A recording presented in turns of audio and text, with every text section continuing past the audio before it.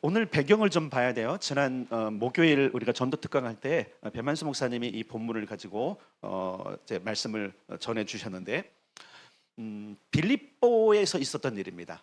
여기는 어떤 상황이냐면 이제 바울과 그 전도팀이 아시아에서 복음을 전하다가 성령님의 강권적인 역사로 이제 유럽으로 복음의 선교의 뭐랄까 지역을 바꿉니다. 그 첫 번째 도성이 바로 이 빌립보라는 도성이에요.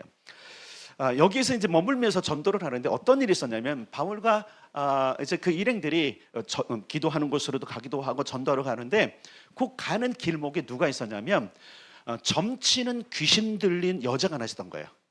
그러니까 여러분 알게 점칠 때 그 점쟁이들은 다 누구에게 취한 거예요? 예, 그러니까 가지 마세요. 예전에 갔다 오신 분들은 이제 가면 안 됩니다. 점치는 귀신이 하는 일이에요. 그런데 자꾸 괴롭게 하는 거야. 갈 때마다 놔둬도 되는데 하나님의 긍휼로 그를 치료해 줍니다. 쫓아보내갖고 이 여종은 자유함을 입고 온전하게 돼요. 근데 문제는 뭐냐면 이 여종을 한 사람이 아니라 여러 사람이 못된 거예요. 엄청 못된 거예요. 여러 사람이 착복을 한 거예요. 능력이 나타나니까 데려다가 여러 사람이 주인 노릇한 거예요. 그러면서 한번 보세요. 점치는 여종이고 그 귀신들이었으니까 주변의 사람들이 많이 왔겠죠. 뭐가 생길까요? 당연히 생기죠, 그죠? 그러다가 점쟁이 되면 안 됩니다. 나중에 죽습니다, 여러분. 그러니까 이 모든 것들이 돈줄이었는데 선물 못 치네? 얘는 아무것도 못하네? 그러니까 뭐가 되는 거죠? 수입이 끊어진 거예요. 그러니까 이 주인들이 바울과 그 일행을 고발해 버립니다. 근데 고발할 것이 이 일로 고발을 하면 자기네도 부끄럽잖아요, 그죠? 그러니까 다른 모함을 쳐서 그들을 했던 소요를 일으킨다고 감옥에 가두고 그리고 매질을 합니다. 그리고 그 상황 속에서 밤에 바울과 실라 특히 두 사람이 갇히게 되는데 밤에 그들이 기도하고 하나님을 찬양하기 시작했어요. 그 모진 매를 맞고도. 근데 그때 놀라운 일이 일어납니다. 막 옥토가 움직이고 지진이 나면서 다 열려지고요. 그 다음에 그 감옥에 몇 명이 있었는지 모르지만 그 차고 있던 착고들 있잖아요. 다 풀어진 거예요. 이 지진을 그 옥을 지켰던 그 대장이 알은 거예요. 그리고 막 내려갔더니 캄캄한 곳에서 아무도 안 보이니까 어떤 겁이 덜컥 나냐면 다 도망했나 보다. 여러분 한번 생각해 보세요. 교도소의 모든 자들 다 탈옥해버렸어. 누구 책임일까요? 그 교도소가 책임인 거예요. 그러니까 겁이 탁 나갖고 자해하고 죽으려고 딱 가던 차에 바울이 멈추십시오. 아무도 안 나갔습니다. 깜짝 놀랐어요. 그리고는 호롱부대 등잔부대 불을 펴서 봤더니 감옥에 그대로 다 있는 거예요. 여러분 이 일이 있을 수 없잖아요, 그죠? 그런데 성경에 보면 어떻게 되냐면 그렇게 바울과 실라가 기도하고 찬송하는 소리를 그 감옥에 있는 모든 사람이 들었다 이렇게 되고 있어요. 들었다. 그럼 생각해요. 듣는 건 두 번째 치고 문이 열리고 있으면 어떻게 해요? 제2의 인생을 살 수 있는 기회잖아요. 냅다 뛰어야 되잖아. 근데 아무도 안 뛰어요. 왜 그럴까? 그게 사실 오늘 본문에 있는 내용과 연결되어 있는 거예요. 자, 어쨌든 간수가 등불을 가지고 들어가서 무서워 떨면서 바울과 실라 앞에 엎드립니다. 그러면서 이렇게 말하는 거예요. 내가 어떻게 하여야 구원을 얻을 수 있겠습니까? 여러분 여기에서 말한 이 구원이란 단어를 우리 성경 또 기독교적인 관점의 구원을 오늘 좀 비교해서 말씀드릴 건데 여기서 사용된 헬라어 소조라는 단어는 어떤 단어인가 하면 내가 어떻게 하면 이 상황에서 모면할 수 있습니까? 어쩌면 이런 엄청난 일들을 덮고 이 얘기 뭐냐면 보세요. 이 간수는 로마로부터 월급을 받는 사람이잖아요. 이런 일이 일어난 거 나면 난리 나는 겁니다. 여러분 재수라도 하나 도망가 보세요. 큰일 납니다. 근데 이런 일이 있을 때 그가 뭐냐면 어떻게 하면 이런 상황과 모든 것에서 내가 놀랍기도 하고 어려움 속에서 내가 건짐을 받을 수 있습니까? 라는 질문을 한 거예요. 그런데 바울은 이렇게 말을 합니다. 한번 잘 생각해 보세요. 이 간수가 요청하는 구원과 바울이 말하는 구원이 조금 다 다른 걸 알 수 있어요. 자, 이 간수는 그런 상황에서 어떻게 하면 모면하고 이 어려움에서 빠져나올 수 있습니까? 로 얘기했더니 예수를 믿으면 된대요. 여러분 같으면 이 말에 동조하시겠습니까? 이게 사실 쉽지 않은 문제예요. 지금 이 간수는 말 그대로 믿음과 관계된 구원을 이야기하는 것이 아니라 자기의 상황이 위기에 처했을 때 어떻게 모면할 수 있는지를 찾았는데, 바울이 말해요. 예수를 믿으면 돼. 예수를 믿으면 돼. 자, 그런데 이런 말을 합니다. 너와 내 집이 구원을 받으리라. 물론 이 부분을 가지고 해석할 때에 우리가 가장 많이 하는 게 뭐냐면, 너와 너희 가정이 다 구원을 받고, 이제 배만서 목사님 하신 말씀이고, 그죠? 또 그러면 이게 전통적인 해석인데 여러분 기억할 게 뭐냐면, 여기서 말하고는 너와 내 집이 구원을 받으리라고 하는 이 메시지가 우리가 전통적으로 해석하는 그것만 있는 것이 아니에요. 여기서 말하는 너와 내 집이라는 것은 뭐냐면, 너의 인생 전반, 네 감으로부터 내려온 모든 것들이 해결된다는 거예요. 근데 여기서 말하는 것은 뭐냐면, 지금 이 간수는 그때 당시의 상황만 모면하면 되는 거예요. 그런 상황에서 바울은 뭐라냐면, 예수를 믿으면 그것뿐만 아니라 모든 것이 해결돼라고 하는 답을 주는 거예요. 자, 오늘 본문에 보면 31절에 이렇게 말하고 있어요. 주 예수를 믿으라. 그리하면 너와 내 집이 구원을 받으리라. 여러분 보세요. 주 예수를 믿으라는 이 단어가 되게 중요한 거예요. 바울은 지금 이 간수에게 뭐라고 말하냐면, 나의 주인은 예수인데 너의 주인도 예수가 되면 돼. 자, 이 얘기 뭐냐면요, 그 간수에게 주인은 로마 황제예요. 로마 황제예요. 로마 황제가 그에게 이 직업도 줬어요. 그 다음에 충분한 급여도 주고 이 감옥을 다스릴 수 있는 권한을 다 줬어요. 근데 지금 이게 무너지는 거예요. 여러분 한번 이런 거 생각해 볼까 했어요. 이게 자연재해를 일단 지진이라고 다 풀렸잖아요. 그런 상황에서 보세요. 아무도 안 나갔다고 그렇지만 누가 나갈지 어떻게 알아요? 뭐 예전 지금처럼 뭐 시스템이 있는 것도 아니고, 그런 상황에서 이제 이 지금 간수의 마음은 뭐냐면, 이제 나 주인한테 죽었다. 저 지금 황제에게 죽었다. 그 밑에 있는 사람들은 나 이제 죽었어. 내 인생 끝이야. 그래서 뭐라 그러냐면, 이 끝날 수 있는 인생을 어떻게 내가 해결할 수 있을지 도저히 모르겠다. 그 얘기를 하니까 뭐라고 말하냐면, 주인을 바꿔. 여러분들, 이 주인을 바꾸는 게 쉬운 게 아니라는 거 아시죠? 특히 초대교회는요, 주인을 바꾸면 사형이에요. 여러분, 오늘 우리가 이 보는 내용을 그냥 간단히 간수장이 예수를 믿었고 그 구원받아서 이거는 끝날 문제가 아니에요. 쉽게 생각할 문제가 아니라는 거예요. 이 사람은 지금 뭘 했냐면, 자신의 목숨을 한 번 더 걸어야 되는 거예요. 사실 여러분, 그 상황이 발생했을 때 어떤 상황이냐면요, 그가 칼을 빼어 자결을 하려고 했다고 27절에 있어요. 끝난 거야. 자기 인생이 끝난 거예요. 그런데 그 상황 속에서 지금 바울이 뭐라고 말하냐면, 야, 너 생명 한 번 더 걸 수 있냐? 이 얘기를 하는 거예요. 여러분 생각해보세요. 우리는 우리의 인생을 살면서 목숨을 걸어본 적이 있나요, 혹시? 여러분, 구원은 목숨과 관련된 거예요. 우리가 구원을 너무 쉽게 생각하는데, 구원은 목숨과 관련된 거기 때문에, 내가 구원을 받았다, 내가 믿는다라고 하는 것은 우리의 생명을 거는 일이에요. 그럼 질문하겠습니다. 여러분은 믿을 때 생명을 거셨습니까? 오늘날 편안하게 살고 있는 모든 크리스찬들의 어려움이 여기 있는 거예요. 여러분, 예수님께서 우리를 구원하시기 위해서 뭘 거셨는지 아시죠? 뭘 거셨어요? 오늘 굉장히 많은 사람들 자기 목숨을 안 걸어요. 고백은 합니다. 죽기까지 따릅니다. 목숨을 안 걸어요. 오늘 성경은 지금 간수에게 얘기하는 걸, 너 목숨 걸 각오했잖아. 아까 네가 칼로 자결하라고 그랬잖아. 네가 진짜 건짐을 받기로 원해? 그러면 목숨 한 번 더 걸어. 그래서 뭐라냐면, 주 예수를 주인으로 받아라. 영접해라. 그러면 너와 내 집이 구원을. 여러분 생각해보세요. 이 사람이 지금 로마에 한번 찍혀서 끝나면 자기만 끝나는 게 아니잖아요. 자기 가문, 여기서 말하는 여러분 가문이라는 것은, 여러분 그때 당시의 상황을 보면 자기 집 식구들만 말하는 게 아니라 자기의 밑에 딸린 식솔들 있잖아요. 누구예요? 직원들. 말 그대로 요즘은 교도소 직원들. 이 감옥이 규모가 큰 감옥이거든요. 그 감옥에 있는 모든 사람들이 다 달려 있는 거예요. 여러분, 오늘처럼 어떤 한 직위의 사람만 이렇게 너 끝났어 이렇게 아니란 거예요. 이때 당시는요, 믿을 만한 사람 밑에 있는 여기는 사람을 쓸 때요, 아무나 안 써요.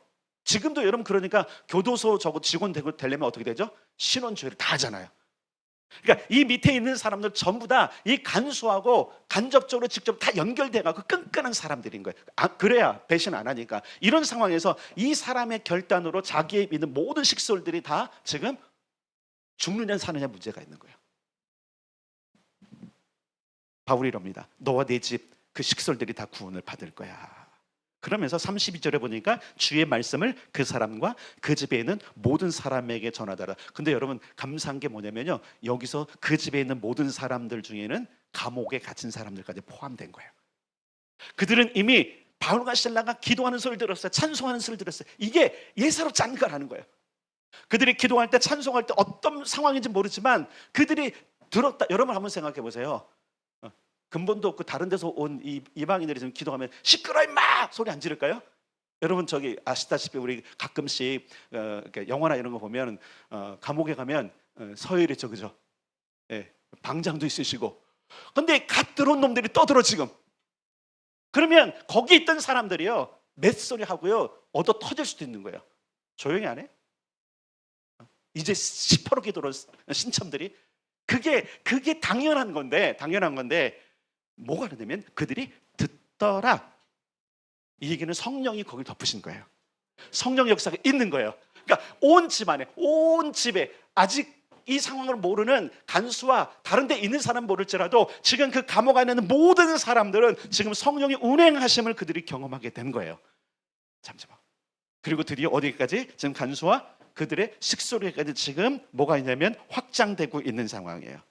그러면서 그들에게 뭘 전해요? 모든 사람에게 주의 말씀, 복음을 전하는 거예요. 그러니까 33절을 읽겠습니다. 33절 시작. 그 밤에 그 시각에 간수가 그들을 데려다가 그 맞은 자리를 씻어주고 자기와 그 온 가족이 다 세례를 받은 후, 여러분 세례를 받았다라는 거는요, 이 간수가 제대로 믿었다는 거예요. 그냥 씻어주고 그냥 괜찮이 내가 잘 돌봐줄 게 아니라 그 세례를 받았다는 얘기는 이제 뭐 한 거죠? 주인을 바꾼 거예요. 난 목숨을 내 걸을게. 기록은 없지만 여러분 이 간수장이 나중에 복음 증거자가 되지 않았을까요? 충분히 그렇게. 왜? 여러분 두 번 목숨을 걸었잖아요. 첫 번째 옥이 열렸을 때 한 번 걸었고요. 두 번째 예수님을 주인으로 받아들였을 때 목숨을 건 거죠. 자, 그 다음에 34절에 보면 같이 읽겠습니다. 시작. 그들을 데리고 자기 집에 올라가서 음식을 차려주고 그와 온 집안이 하나님을 믿었으므로 크게 기뻐하니라. 아니 보세요. 33절에 보면 온 가족이 다 세례를 받았는데 다시 34절에 그 데리고 자기 집에 올라갔대. 음식을 온 집안이 하나님 믿었대. 여기서 말하고 있는 온 가족과 뒤에는 온 집은 좀 다른 차원인 거 아세요? 이제는 뭐냐면 다시 올라가서 그 이웃 친척 다 불러온 거예요. 다 와. 너무나 놀라운 경험을 하는 거예요. 그러니까 여러분 구원이라는 것은 가치와 모든 것이 바뀌는 사건이에요. 그냥 교회에 그냥 나오는 사건이 아니에요. 오늘 우리 본문을 통해서 나 자신을 봐야 돼요. 그냥 나 교회 다니는 사람인가 아니면 내 인생의 가치와 목적이 바뀌었는가. 여러분 그렇잖아요. 여러분 그냥 보통 사람 같으면 나 혼자 조용히 믿다가 어느 정도 영향이 되면 좀 그런데 여기 지금 이 간수는 그러지 않아요. 자기 목숨을 지금 두 번 걸었는데 이거는 목숨을 걸어도 될 일인 거예요. 여러분 믿음은 목숨을 거는 일입니다. 목숨을 걸어도 됩니다. 근데 우리가 전도하지 못하는 이유 가운데 하나가 뭐냐면 목숨을 안 걸어서 못하는 거예요. 목숨을 안 거니까 부끄러운 거야. 목숨을 안 거니까 뭐 하는 거예요? 부딪힘이 두려운 거예요.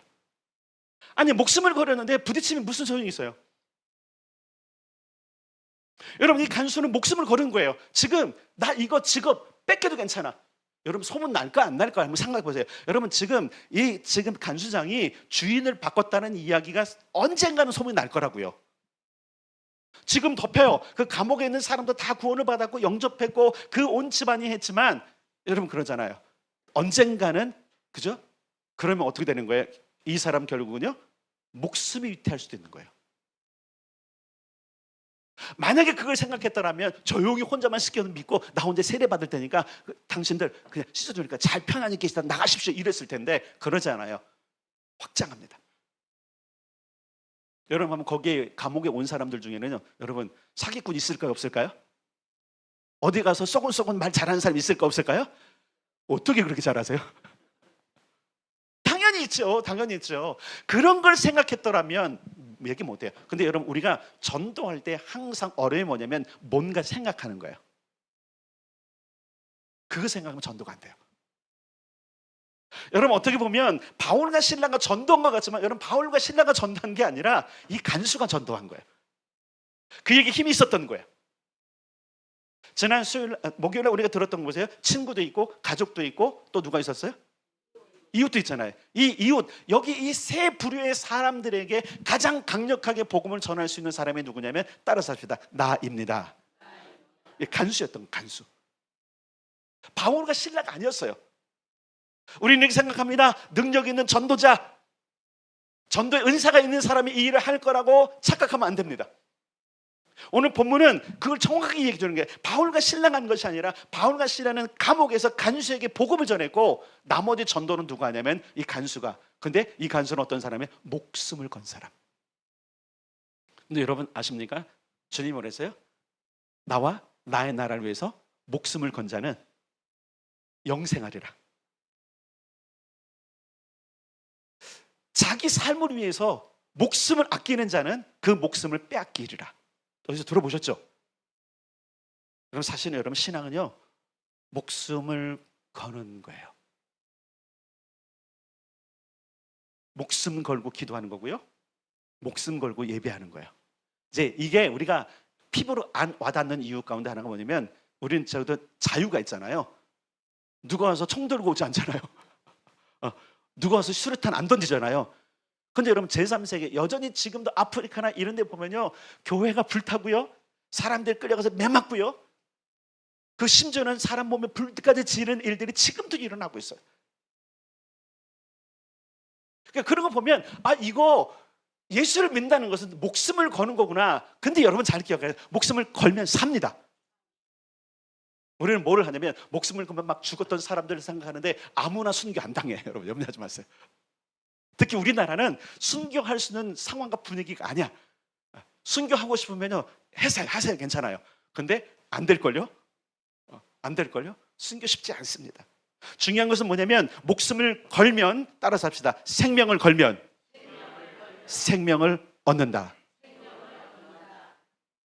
34절에 보니까 온 가족이 하나님을 믿음으로 크게 기뻐하니라. 여러분 잘 보세요. 크게 기뻐하더라. 예수님을 만나면 그렇게 됩니다. 도전을 드리겠습니다. 여러분에게 기쁨이 어디 갔습니까? 그 큰 기쁨이 어디로 사라졌습니까? 오늘 다시 도전합니다. 예수를 나의 주인으로 다시 받아들이십시오. 그리고 그분의 나라에 목숨을 거십시오. 아니 걸은 거야. 자, 이거를 성경 전체에 있는 이 구원의 사건, 이게 어떻게 됐는지를 이제부터 설명을 드릴 거예요. 구원에 관한 헬라어 단어들이 여러 가지가 있는데 특별히 오늘 본문에 있는 내용들과 비교해서 보면 첫 번째 아고라조라고 하는 단어가 있어요. 아고라조라는 단어는 아고라라는 단어하고 조가 합성된 건데 아고라는 뭐냐면 들어보셨을 거예요. 광장 들어보셨어요? 광장인데 사실은 시장의 모퉁이에요. 시장의 모퉁이. 그러니까 이 아고라라고 하는 시장의 모퉁인데 요 조는 포함해 갖고 뭐냐면 그때 당시 아고라들은요 노예를 사고 파는 노예 시장인 거예요. 자, 아고라조는 이런 겁니다. 노예 시장에 살 노예를 가서 정리해. 어떤 주인이 노예가 필요했어요. 이 배경 아시죠? 로마 시대는 노예가 합법인 거 아시죠?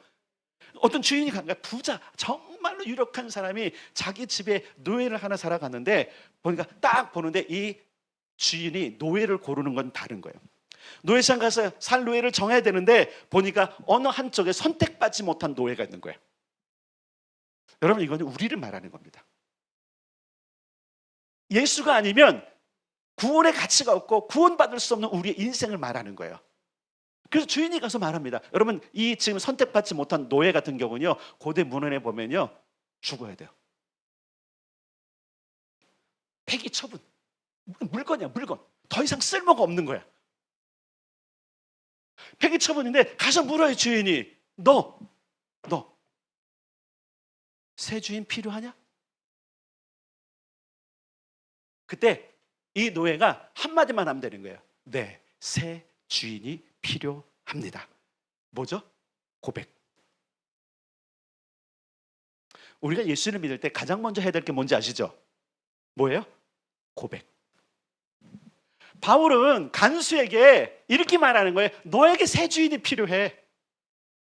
아고라조를 얘기하는 거예요. 간수야, 네가 죄인들을 다 가둬놓은 것 같지? 아니야, 너는 노예 같은 존재야. 너는 폐기 처분한 노예야. 너 다 겪어봤잖아. 여러분, 그 감옥에 간수가 부리는 노예가 있었을까 없었을까요? 많죠. 그럼 이 간수도 알아요.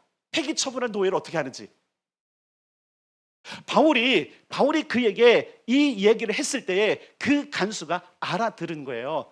아, 내가 그런 상황에 놓이고. 왜? 이미 폐기 처분할 존재인 거예요. 여러분 아십니까? 지금 간수도요, 황제에게는요 노예 같은 존재예요. 바울이 묻는 거예요. 너에게 새 주인 필요하지 않아? 말하는 거. 예, 필요합니다. 저는 여러분에게 이런 도전을 드립니다. 우리에게도 새 주인이 필요합니다. 다시 점검합시다. 우리는 내가 주인이 돼서 지금까지 좀 살고 있지 않습니까? 새 주인이 필요합니다. 누굴까요? 예수님? 맞으세요? 여러분 이렇게 고백합시다. 예수님, 내 주인이 되주세요. 이 첫째 고백이 아고라조의 구원인 거예요. 그러면 어떤 일이 나냐면 엑사고라조라고 하는 그 단어가 있는데 뭐냐면 그 노예가 내 새 주인이 필요합니다로 딱 하면 이 주인이 어떻게 하냐면 그 노예 값을 지불을 해요. 속량이에요. 십자가 보혈의 능력이에요. 오늘 우리가 구원받은 것, 오늘 우리가 새 주인을 모실 수 있는 것, 그리고 우리 인생이 바뀐 것은 뭐냐면 그분이 생명의 값을 치러줬기 때문에. 다시 말합니다. 노예 지금 죽어야 돼. 그 생명은 끝난 거야. 근데 누가 치러주세요? 새 주인이 치러주는 거예요. 여러분 적어도 우리의 구원은요 값싼 구원이 아니에요. 엄청난 값을 치르고 폐기 처분할 수 있는 내 삶의 모든 것들을 그분의 생명의 값을 치른 덕분에 오늘 내가 신앙인이 돼 있는 겁니다. 그래서 이때 우리는 그 구원에 대해서 감사하는 거예요. 여러분 간수가 이런 반응을 합니다. 씻겨요. 이게 뭐예요? 감사한 거예요. 고백했어요. 새 주인이 필요합니다. 말씀을 듣고는 그가 지금 감사를 표현하고 있어요. 씻길 뿐만 아니라 음식도 줬겠죠. 데리고 올라가서 온 집안이 함께 듣도록 그 모든 걸 한 건 뭐냐면 그 안에 내가 진짜로 주인이 바뀌었다고 하는 내 인생이 끝난 것이 아니라 새롭게 시작됐다는 고백이 있었던 거예요. 거기에는 뭐가 있냐면 감사가 나오는 거예요. 여러분 예수께서 여러분들 구원하신 것에 대해서는 감사를 언제 표현해 보셨습니까? 삶에 여러 가지는 감사하는데 과연 예수께서 나를 위해서 죽으셨던 그 십자가를 감사해 본 적이 언제 있습니까? 엑사고라도 해야 됩니다. 값을 치러주신 그분께 감사할 수 있어야 됩니다. 우리는 삶의 현장 속에서 우리에게 좋은 일 일어나는 것, 그죠? 뭔가 주어지고 이런 것들만 감사하는데 진정한 감사는 나를 위해서 죽어주신 생명의 값을 치러주신 그 십자가를 감사해야 되는 거예요. 그 다음에 세 번째 드디어 바울과 간수가 얘기했던 소조라고 하는 헬러가 등장하는데 이것은 이런 거예요. 데리고 나오다. 지금 간수가 이랬어요. 내가 이런 상황에서 어떻게 탈출할 수 있습니까? 이런 거예요. 그러니까 소조라는 단어는 탈출이라는 단어도 있어요. 여러분 기억할 것은 뭐냐면 성경에는 우리를 죄와 사망의 법에서 해방했다 그랬어요. 탈출이요. 로마서 8장 1절에 2절에 보면 너희는 더 이상 세상 것이 아니에요. 다른 법이 아니라 성령의 생명 성령의 법에 지배를 받는 거예요. 왜? 죄와 사망을 방하면서 우리를 어떻게 했어요? 해방시켰기 때문에. 그러니까 지금 소조라는 단어가 뭐냐면 그 간수도 이런 상황에서 어떻게 모면할 수 있습니까? 그런데 바울이 말하는 거예요. 주 예수를 믿으면 저를 믿으면 이 모든 상황에서 하나님께서 너를 건지실 거야. 자, 잘 보세요. 노예를 값까지 치렀는데도 안 데리고 나오면요, 값은 받은 그 노예를 팔았던 주인은 횡재하는 거예요. 돈도 받았는데 놓고 갔네? 그럼 내 마음대로 하는 거예요. 그냥 폐기 처분하면 되는 거예요. 여러분 잘 기억하세요. 그래서요, 예수님을 믿으면요, 여러분을 죄와 사망과 저주에서 데리고 나오십니다. 데리고 나오십니다. 데리고 나오셨습니다. 이게 쏘죠. 이것을 뭐라고 말하냐면 하나님께 자신의 삶을 맡김, 이렇게 말해요. 이제 나는 당신 겁니다. 감사했습니다. 그러니까 내가 혼자는 못 나가. 잘 기억하셔야 돼요. 나 혼자는 못 나가. 누가 데리고 나냐면 나를 산 주인이 데리고 나가야 되는 거예요. 우리 모든 인생에 여러분, 내가 죄 사함을 받고 내가 그분을 고백했다고 해서 내 마음대로 사면 되는 거 아니에요. 그분이 나를 데리고 가셔야 돼. 여러분 시편 23편 많이 좋아하죠.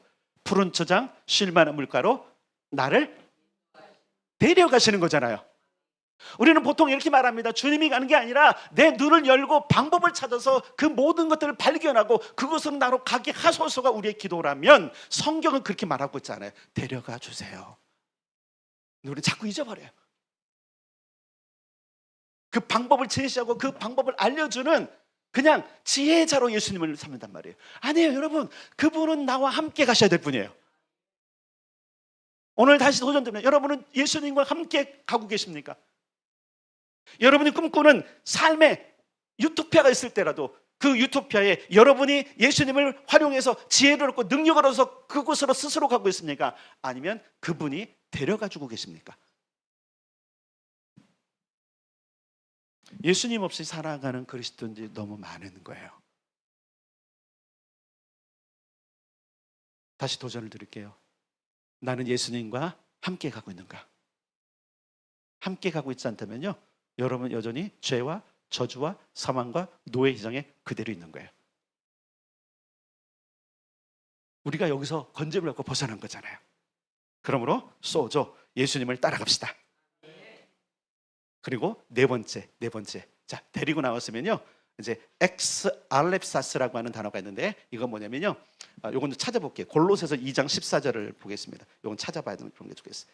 골로새서 2장 14절.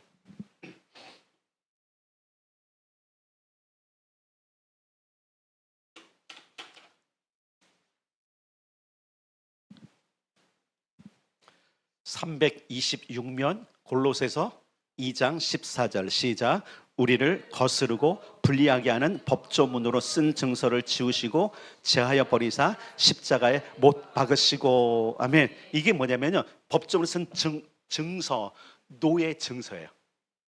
이 노예를 샀잖아요. 나올 때에 그 옛 주인에게로부터 뭘 받냐면 이 사람이 노예라는 증서를 함께 받습니다. 그런데 엑살렉삽스는 뭐냐면 그 증서를 찢어버리는 거예요. 지우는 정도가 아니라 찢어버리는 거예요. 완전히 사라지는 거예요. 더 이상 노예가 아니고 더 이상 매일 수 없는 존재라는 거예요. 데리고 나와서 노예로 그냥 계속 신분을 준 것이 아니라, 신분 요즘 보면 세탁, 완전한 신분을 바꿔준 거예요. 너는 이제 자유인이야. 그게 뭐냐면요, 세례예요. 세례. 자, 오늘 본문에 보면 간수가 어떻게 했어요? 감사 표현하죠. 씻기고. 그러면서 오세요. 온 가족이 뭐 했어요? 세례를 받더라. 뭐 하는 거예요? 드디어 나는 저 로마 황제에 소속되지 않고 진짜 나는 영원한 세계의 자유인이 됐습니다를 확인하는 시간이었던 거예요. 그 여러분, 세례 되게 중요합니다. 굉장히 세례가 약해져 있는 상황이지만 이 세례라는 것은 이거예요. 하나님께서 그 의문에 속하고 우리에게 불리한 모든 것을 찢어버린 사건, 그것을 내가 내 삶에 받아들입니다로 적극적으로 행동을 하는 것을 세례를 받는 거예요. 자, 그 다음에 이걸로 끝나지 않아요. 하나님의 구원의 모든 경륜은 이걸로 끝나지 않습니다. 자, 너 자유인이 됐으니까 이제부터 네 맘대로 살아가 아니에요. 우리는 여기까지 갑니다. 아, 이제 내 맘대로 살아도 되는구나. 나는 이제 잘 됐어. 횡재했어. 주님이 모든 걸 성령하셨고 자연이 됐고 더 이상 노예가 아니니까 이제 내 뜻대로 살아도 돼. 아니에요. 성경은 이렇게 말하고 있어요. 로마서 8장으로 가겠습니다.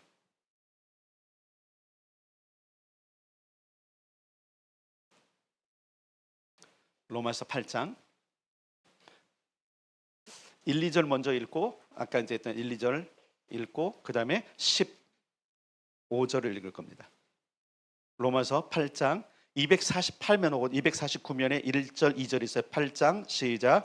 그러므로 이제 그리스도 예수 안에 있는 자에게는 결코 정죄함이 없나니 이는 그리스도 예수 안에 있는 생명의 성령의 법이 죄와 사망의 법에서 너를 해방하였음이라. 아멘. 쭉 하고서 15절 보세요. 15절 시작. 너희는 다시 무소하는 종의 영을 받지 아니하고 양자의 영을 받았으므로 우리가 아빠 아버지라고 부르짖느니라. 아멘. 자, 자유인이라는 신분으로 바뀐 것뿐만 아니라요, 여러분, 노예가 평생 노예로 살았기 때문에 이대로 자유롭게 놔두면 성공할 것 같죠? 그렇지 않아요. 망가지더라고요. 여러분, 그래서 우리가 예수를 믿고 예수를 구원자로 받아들인 뒤에 예수 없이 혼자 살아가잖아요. 반드시 망가집니다. 경험해봤잖아요. 내 생각대로, 내 맘대로, 내 뜻대로 살았더니 그 결과는 뭐여서 다시 주 앞에 나와서 항복하잖아요. 그래서 우리가 필요한 건 뭐냐면요, 입적하는 거예요. 입적한다고 그러잖아요. 우리의 이름을 하나님 나라에 기록하는 거예요. 근데 이것도 누가 해주세요? 해주신 거 맞죠? 우리 이름이 어디에 기록됐어요? 하나님 나라 생명책에 기록됐죠. 여기 지금 로마서 8장 15절에 보면 너희는 이제 양자의 영을 받았으면 아빠 아버지라고 하면서, 자 16절 17절 시작. 성령이 친히 우리의 영과 더불어 우리가 하나님의 자녀인 것을 증언하시나니 자녀이면 또한 상속자 곧 하나님의 상속자요 그리스도와 함께한 상속자니 우리가 그와 함께 영광을 받기 위하여 고난도 함께 받아야 할 것이니라. 아멘. 자, 성령이 계속적으로 너희는 하나님의 자녀야, 입양됐어. 그럴 수 없는 존재예요. 타락해서 도저히 하나님 나라의 백성이 될 수 없는 자들을, 그렇잖아요 여러분. 우리가 때 빼고 광낸다고 신분이 바뀌는 건 아니죠. 안 바뀌어요. 여러분들이 아무리 좋은 차를 타고요, 아무리 좋은 옷을 입고요, 아무리 고급 호텔을 가고 고급 음식점을 가도요, 신분은 안 바뀌어요. 여러분 잘 기억하셔야 돼요. 누가 바꿔주시냐면 주님이 바꿔주세요. 이제 이거는 뭐냐면 선택해야 돼요. 자, 아니 구원을 선택하라. 구원은 받았다니까. 내가 정말로 하나님의 나라의 아들로 살 것인가, 그냥 자연인으로 살 것인가는 우리의 선택이에요. 오늘 선택하십시오.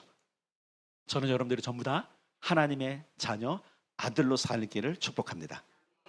그 내 결정이에요. 내가 하는 거야. 자, 이때까지 알렉사스까지는 이제, 근데 이제부터 양자로 삼을 때는 선택하라 그래요. 나는 너를 양자로 삼고 싶은데 네 의견 어때? 여러분 잘 기억하세요. 예수님이 강제로 다 안 하세요. 물어보세요. 자, 보세요. 처음에 아고라조 가서도 너 새 주인이 필요하냐고 물어보세요. 예스, 필요하다 그래. 그럼 값을 다 치르세요. 여러분, 세례도 여러분 강제로 안 주죠? 내 모든 증서를 도말하신 걸 내가 수용하며 내가 그 가운데 있는 것들을 자유이 됐음을 내가 원하면서 세례를 받는 거거든요. 그래서 여러분, 예전에는 세례를 어떻게 받았죠?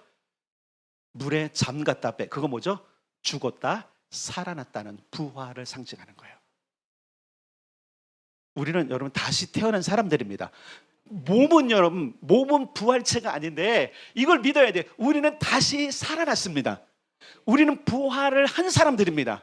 그래서 지금 우리는 영원한 천국에 살고 있는 사람들이에요. 이거를 여러분 아셔야 돼. 이걸 모르니까 계속 뭐 하는 거예요? 여러분 잘 보세요. 이 노예가 자유는 됐는데 자기가 노예라는 근성이 있으니까 계속 노예처럼 사는 거예요. 다시 도둑질하고 다시 사람들을 등쳐먹고. 그래서 어떻게 하냐, 노예를 여러분 양자를 안 삼아주면 이런 기록이 있어요. 그가 스스로 어떤 사람의 집에 노예로 들어가더라. 우리가 그러고 있지 않습니까? 돈의 노예가 되고 명예의 노예가 되고 내 삶의 목적의 노예가 되고 있지 않습니까? 그럼 여러분요, 여러분 스스로를 세상에 준 거예요. 우리는 하나님께 드립시다.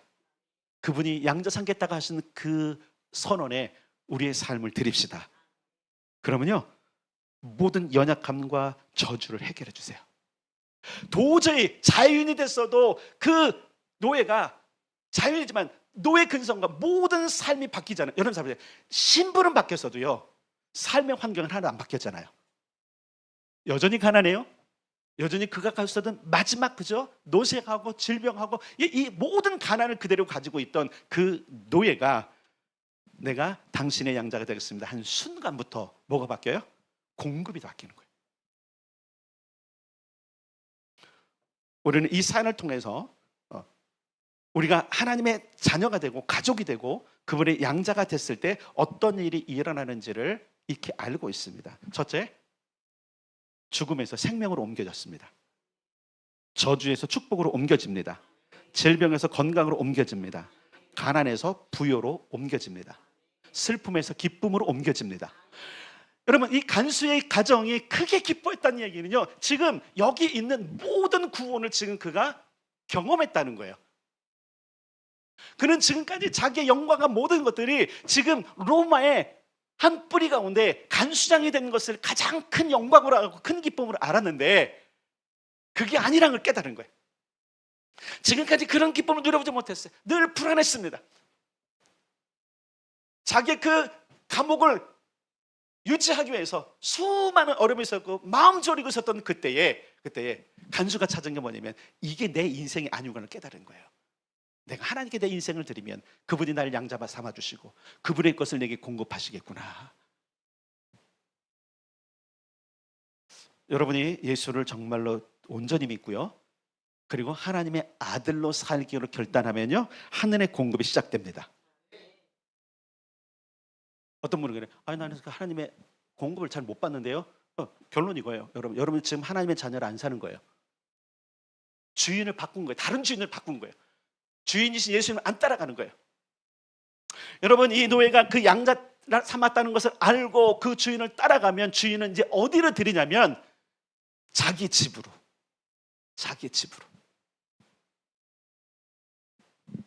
그러면 어떻게 할까요?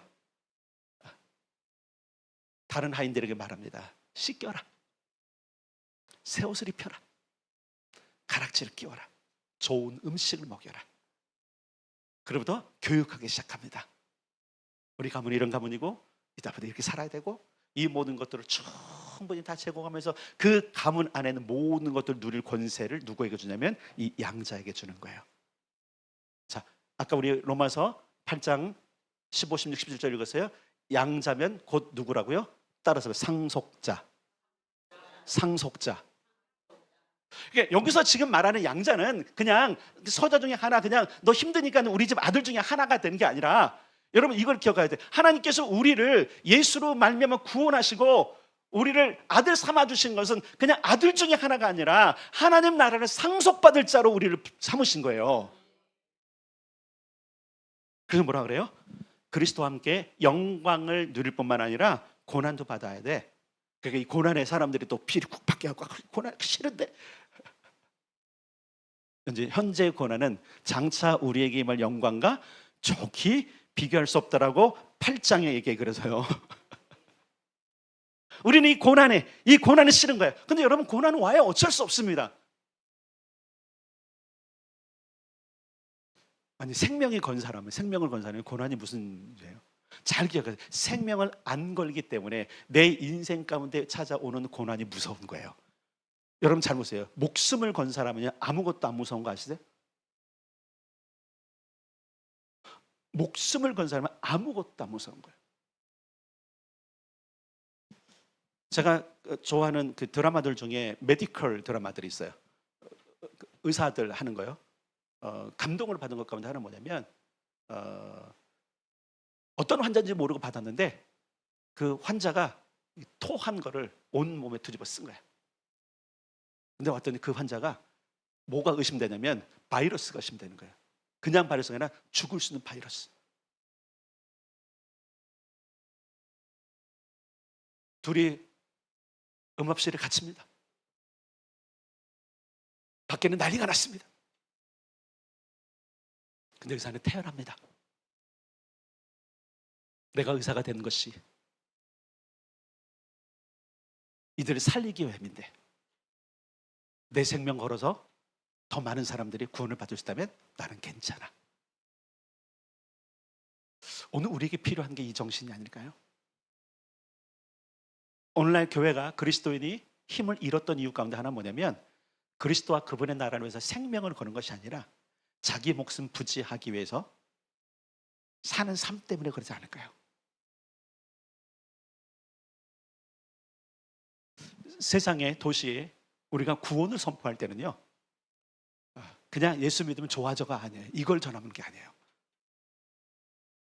하나님의 나라를 전하는 거예요.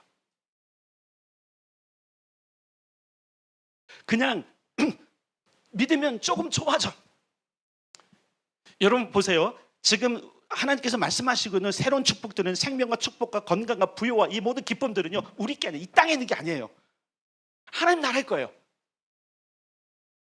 예수 믿고 조금 좋아진 게 진짜 복음이 아니라 예수 믿고 변혁이 돼야 돼요. 삶의 가치가 바뀌고요, 목적이 바뀌어야 돼요. 오늘 바꾸셔야 됩니다. 이게 진짜 복음이고 진짜 구원인 거예요. 그래, 다시 한번 생각해 보세요. 내가 예수를 믿어. 내 인생이 뭐가 바뀌었지?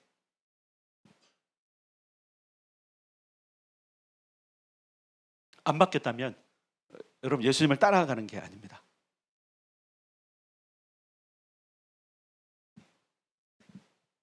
믿으면 예수님을 새 주인으로 받아들이고 영접하면요, 하나님의 자녀가 되죠.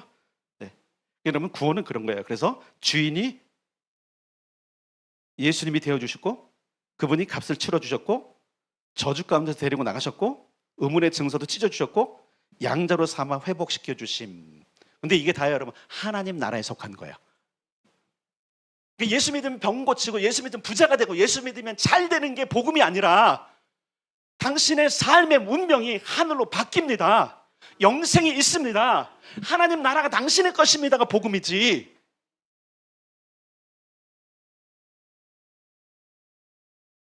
그러니까 자꾸 예수님이 사라지는 거예요. 그분이 맡은 하나님 나라, 회개하라, 천국이 가까웠다는 말씀이 자꾸 사라지고 있는 거예요.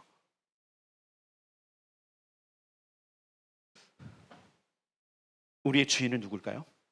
우리 가정의 주인은 누구이십니까? 우리는 매일 그래서 고백해야 돼요. 매일 고백해야 돼요. 나의 주인은 누구시라고요? 내 가정의 주인은 누구시라고요? 우리 좋아하는 성경 구절보다도 문구가 있잖아요. 집에 가면 이 집의 주인은 누구라고요? 예수님이 이 집의 주인이십니다. 걸어 놓으시죠. 떼세요. 아니잖아. 문구를 걸어놓으면 그분이 그 집의 주인 되시는 거예요? 아니에요 여러분. 매일 고백하세요. 매일 예수님이 나의 주인이십니다 고백하세요. 두 번째, 감사하세요. 그분께 나를 선택해 주셔서 감사합니다 고백하세요. 그래, 그분께 맡기세요. 그래야 그분이 나를, 여러분 한번 생각해 보세요. 죄를 해결하려고 그렇게 애를 쓰는데 안 되잖아요. 비결 알려드릴게요. 우리가 내가 지은 죄나 모든 것을 탈출하려고 하고 안 돼요. 탈출이 안 돼. 누가 탈출시켜야 될까요? 예수님이. 그 모든 사망 권세를 이기신 예수님이 우리를 탈출시켜줍니다. 그래요. 그분께 맡겨야 돼. 매일매일 맡겨야 돼요. 그 다음에 세례. 매일 세례를 받아야 될까요? 예스. 바울은 이렇게 말하면 나는 날마다 죽노라. 생명을 맡기는 거예요. 나는 죽었습니다. 내 오늘 하루 내 목숨을 겁니다.